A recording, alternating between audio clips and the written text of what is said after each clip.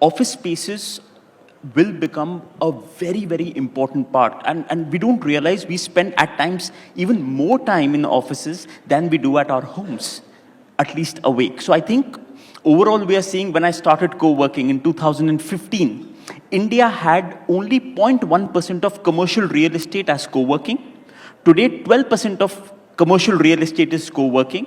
And by the way, in the United States, it's 29%. So I think going forward, we are going to see a lot of intelligent office spaces. We are going to see office spaces that will be very focused on biophilia. We'll see a lot of natural spaces. We will see a lot of greenery in co-working spaces. We will see a lot of spaces wherein you will not only do Zoom calls, you will do augmented reality or virtual reality Zoom calls. You will see spaces wherein you will have Internet of Things hybrid ecosystems. So I think co-working spaces are going to be completely changed. I'll give you an example.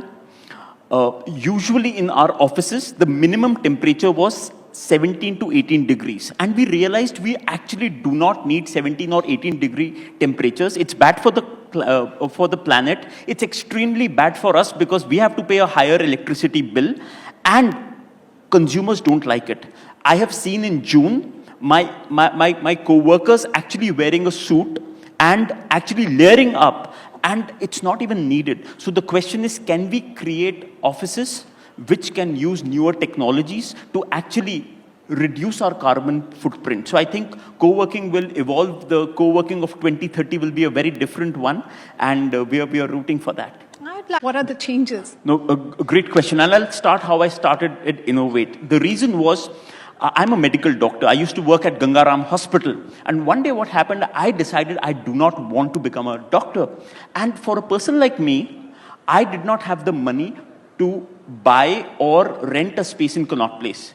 And I saw this as a huge gap. For as low as 7,000 to 9,000 rupees, you can get a flexible seat in a place like Connaught Place, and that is the value add of a co-working. Now, whether you like it or not, work from home permanently is very bad for the society. It's bad for your mental health, not only for our business, but overall, having an office space is a must. So my belief is, going forward, corporations will have different office space needs. And I'll give you an example. Was headquartered out of Innovate in Saket. And I remember conversations wherein the new age offices will need to be very flexible.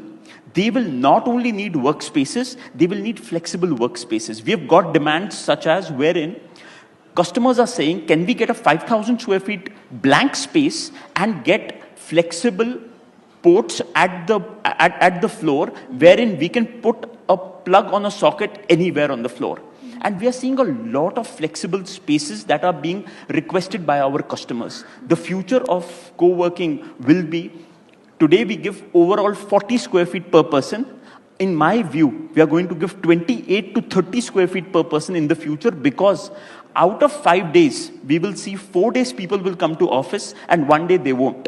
So, and as the rent per square feet will continue to increase in especially areas of hubs like Delhi, NCR and Bombay, I think creating spaces which are very flexible, which can convert into a town hall meeting, which can convert into a meeting room, which can convert into an office space, and can convert into a desk of at least 64 to 68 people working together will be the need of the future. Quite a promising. I saw every single day, and I used to be at Cyber Hub, लोगों के ना मुंह लटके हुए आते थे. Monday को घबराहट होती थी कि यार कल ऑफिस जाना है.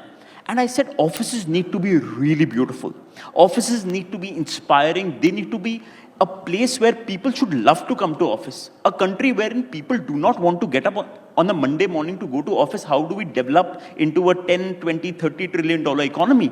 So we said, let us create office spaces that really uplift people's mental health.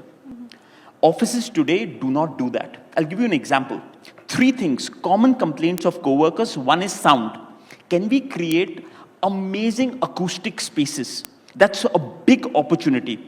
If you can create spaces where sound decibels are under 40, you're golden. You're going to increase mental health of your employee by 3 to 4x. Second, light, circadian rhythm. Can you add sunlight in your workspaces? If you can do that, again 3 to 4x benefit in terms of your mental health. And the last one is, can you create a space wherein people are always motivated to come and they enjoy their time being there, and that comes by their green tea, their coffee, and we will see a lot of robots coming in.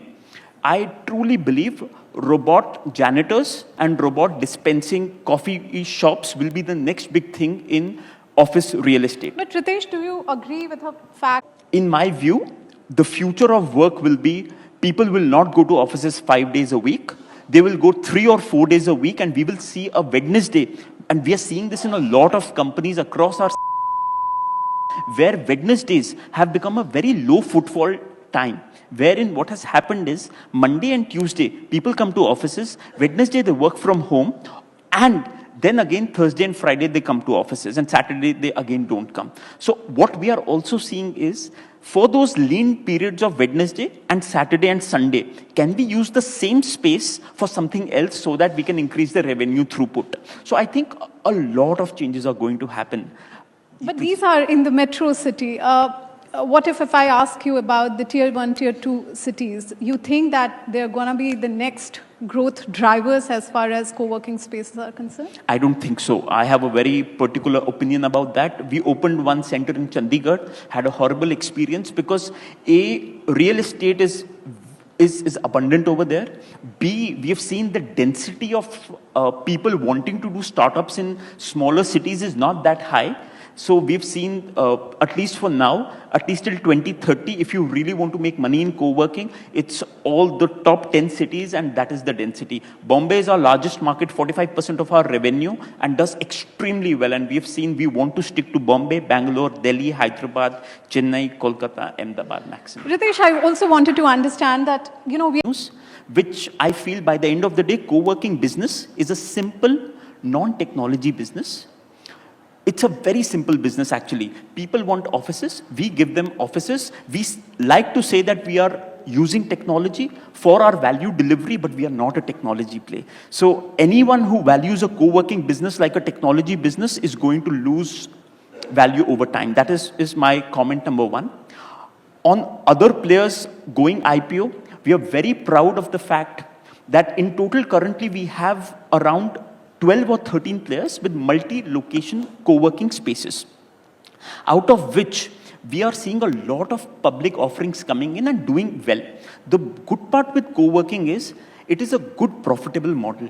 It is not like other startups that will take a lot of time to become profitable. No, so are you ruling out Innovate IPO plans? We will go public hopefully in the next 2 to 3 years. Hopefully. Thank you so much, Ritesh, Thank you so much.